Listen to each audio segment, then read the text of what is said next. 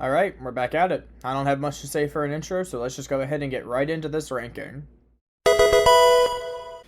Of all the movies in this slate, this one sticks out like a very sore thumb.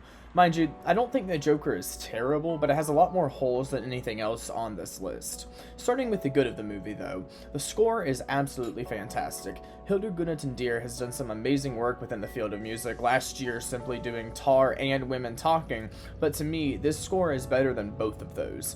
It's so haunting and imposing, and it creates this sound that lingers throughout the entire movie and adds so much to this grimy feel of the world and Joker himself. And that being said, Joaquin Phoenix's performance in this movie is also absolutely spectacular. To be fair, I don't think that the character of Joker in this movie is written as well as he could be, more on that in a bit, but Phoenix adds so much to him to create the on-screen presence that is so strong. Between the talk show scene, comedy club scene, and the apartment murder scene, Phoenix portrays so many different aspects of the Joker's insanity so well, along with the awkwardness of Arthur Fleck. And broadly, on a technical level outside of just the score, this movie is really good. My issue comes from the writing of the movie. Everyone has seen the memes of this movie before, but it really does lean way too much into the whole "we live in a society" thing, to the point of it often just feeling lazy in terms of writing. There's a lot of telling in this movie, a lot of them just saying the message that they're trying to get across, and while I do think there can be and is a place for that in film, it shouldn't be relied too heavily on, nor should it be the primary way of telling your story.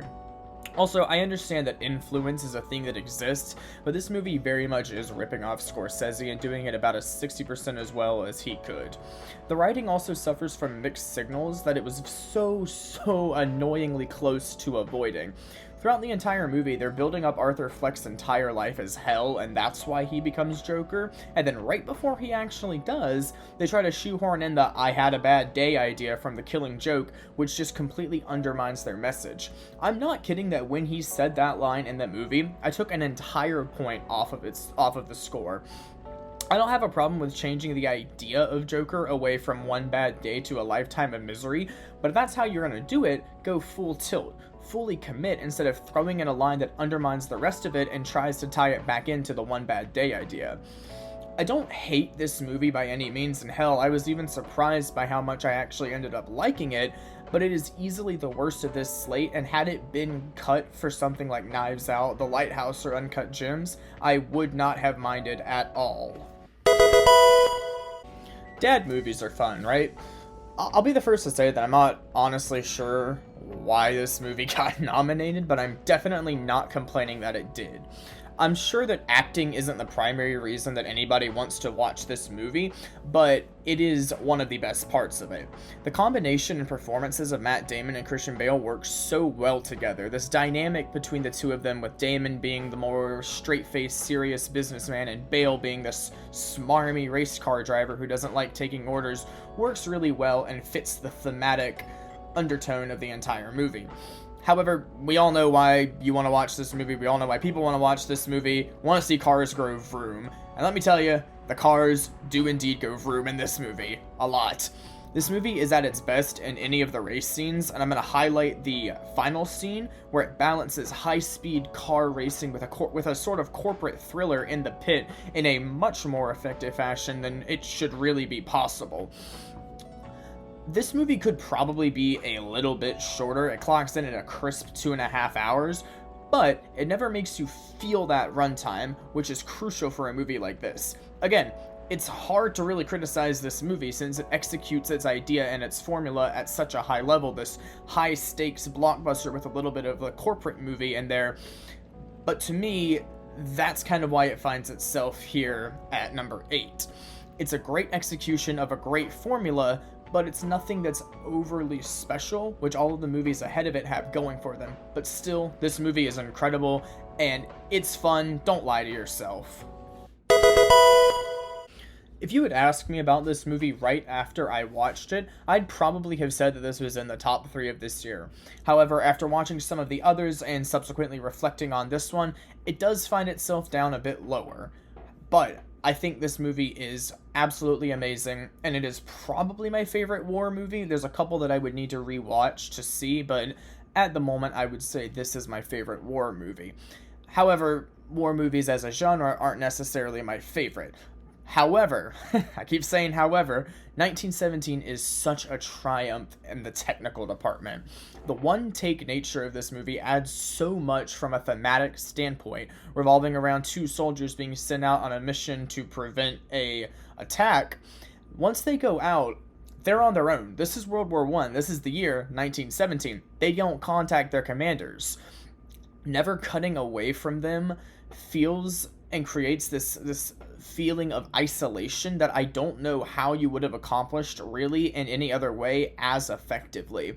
Anytime that they come into a contact with a third party during this one cut, this one take, I found myself wondering what that third party was going to go do after they parted ways. It's a really unique feeling that makes you feel like the movie you're watching is a more fleshed out world with a lot of moving parts that you can't see. Also, of course, the Roger Deakins-led cinematography is sublime in this, although I will say it does hurt that The Lighthouse can't lay claim to an Oscar win as a result of this movie. The writing is solid, albeit generic, which is why I love to highlight the technical aspects of this movie, because it takes what is a solid enough script and through achievements and technical categories elevates it to be so much more than what could have just been another generic war movie. And then they realized they were no longer little girls. They were little women. So, I haven't actually read Little Women, although I do know that Mo isn't actually reading the ending of the book there, but this movie absolutely blew me away. Similar to 1917, the technical prowess of this movie really shines through, although here I do think the writing is better than 1917. But, for the tech stuff, having seen it now, I do now truly recognize how genius Greta Gerwig's use of lighting to convey the past and the present, the warmth of nostalgia and the cold reality of the present day respectively. It never becomes hard to follow just by jumping back and forth between both halves of the source material freely at will. And the costume design in this movie is spectacular. I know some people don't really love the idea of period pieces being awarded for costumes, but I think that if it's done well and is able to capture the style of the time, then that should be recognized within the Academy. Acting-wise, I think the casting and performances were spot on. Saoirse Ronan is probably one of the best casting decisions ever, and I'm not exaggerating when I say that. And the other sisters are good in their own ways as well, and I didn't hate Timothée Chalamet, which I tend to do. Despite having never read the book, this movie gives me a sense of nostalgia and warmth that I wasn't expecting to take away from, and I can see myself revisiting this movie a lot in the future. Double featuring this movie on our next entry probably wasn't the greatest idea in hindsight, but here we are. I've seen plenty of Baumbach written movies, but this was the first of his directorial efforts that I saw, and yeah, it is unsurprisingly really, really good. As someone who hasn't lived through a life event depicted in the film, a divorce because I'm not old enough to be married, in my opinion, I found myself weirdly resonating with both Charlie and Nicole for their roles and their situation. And to me, being able to connect with both sides of a serious subject like this is why Marriage Story is so effective in its execution. It never tries to convince you why one of them are right or wrong. Rather, it shows you the mistakes that each of them have made and how those have piled up and impacted the other person, and then kind of letting you do what you will with that information. It's such a real and raw depiction of the multitude of emotions people go through while processing grief in their lives. One minute you're yelling about how much you hate someone, only to a little bit later be annoyed that your lawyer sort of screwed them over against your wishes. And the subtle beauty of that final scene as well, with Nicole letting Charlie have Henry on one of her nights, is a really moving way to end. Things can't always be fixed, and people may grow apart, but to have a divorce means there was, at a time, a truly powerful love and care, and ending with her showing care for Charlie and not keeping Henry from him definitely made me tear up. This is a beautiful movie with a beautiful cast and script, and I legitimately cannot believe it took me this long to get around to. Also, Laura Dern is amazing in this movie. Like I said, double featuring this and Marriage Story probably wasn't the greatest idea for my emotional stability. Taika Waititi has been iffy for me lately. I absolutely hated Thor Love and Thunder, and some of the things that he's said have just been annoying to me. but credit where credit is due, he made a fantastic movie here. Anything making fun of Nazism automatically gets a thumbs up on principle, but this is better than just a simple joke or a comment. It fundamentally tackles the very concept of it, satirizing the entire thing and poking fun at it. Obviously, it can be, and to me was a little jarring to see historically horrendous people be portrayed as these silly little goofballs, but I think this works to convey the overall idea of just how incredibly stupid these people really were. I'm not going to get too far into that because this is a movie channel, but yeah. This movie is incredibly funny, legitimately laugh out loud type stuff, while also being able to pull you in with its emotional beats. I think anyone who's been on film Twitter long enough has seen the frame of JoJo's mom being hanged, and I even saw it before the movie, but it still hit so hard for me, which was impressive that I knew what was going to happen and still got that upset, and upsetting because that scene is very sad. The dynamic between Elsa and Jojo and Adolf shows two polar opposite relationships, but they both work so well individually and in contrast to the other.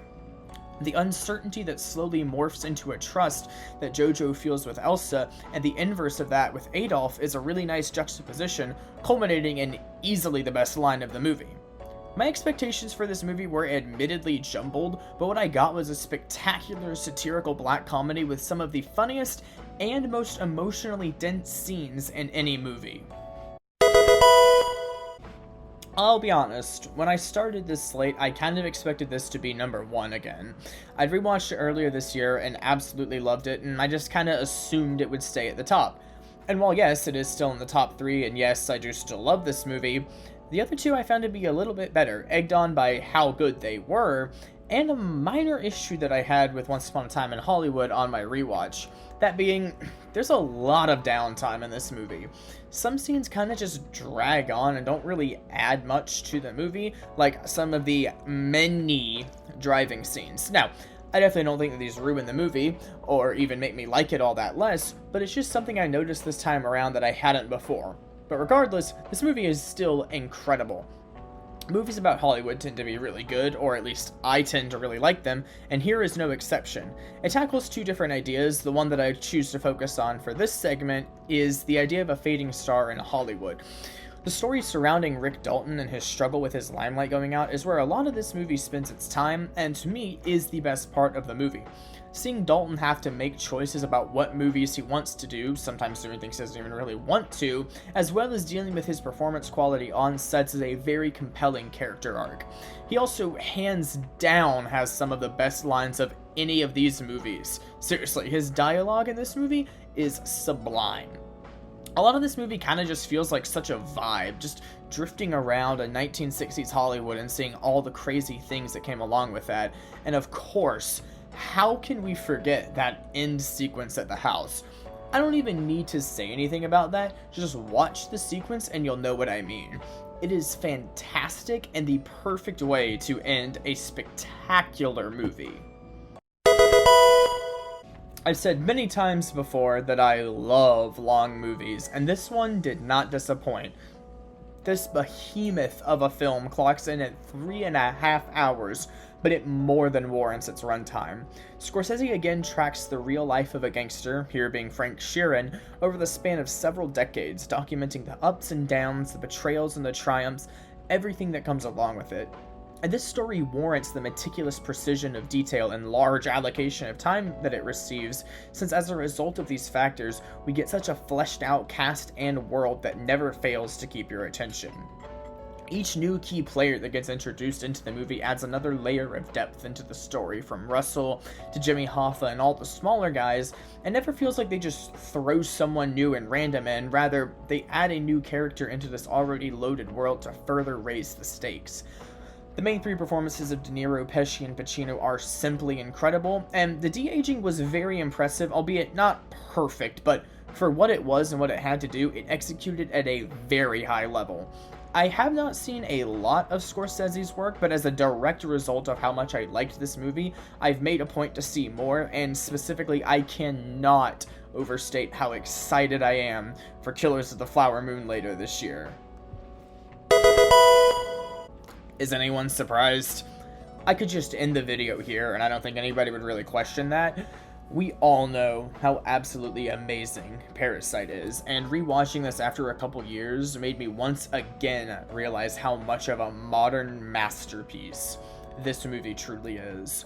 I would go as far to say that literally everything in this movie is perfect. Acting, script, direction, production design, cinematography, sound, score, everything.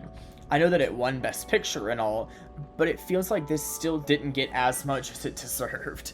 Everything about this movie is so immaculately well done, and it as a whole creates a truly incredible cinematic experience. I don't have much else to say because it's hard to elaborate on everything simply being perfect in a movie. I love 8 of these 9 nominees, but Parasite stands so far above the rest of them that it's almost unfair that they had to compete with it.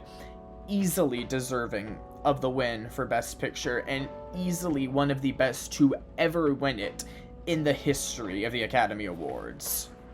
So there you have it, my ranking of the 2020 Best Picture nominees. Like I said at the beginning, this list was incredibly hard to order because so many of these movies are so good. As a result, let me know what you think down below. Do you agree with my list? Is Parasite also your number one? Is Ford v Ferrari your number one? Let me know what you think down below. Make sure to like, comment, subscribe. Thank you so much for watching, and I will see you guys in the next one.